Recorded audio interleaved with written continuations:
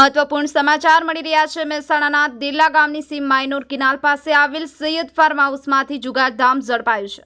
કડીના બાવલુ પોલીસે બાતમી આધારે દેલા સીમની માયનોર કેનાલ પર આવેલ સૈયદ ફાર્મ હાઉસમાં રેડ કરી 59 જુગારીઓને ઝડપી લીધા છે। બાવલુ પોલીસે રેડ દરમિયાન ₹2.14 લાખ રોકડા, 52 મોબાઈલ અને 10 કાર તેમજ 59 જુગારીઓ સહિત 59,08,000 સોનો મુદ્દામાલ ઝડપ્યો।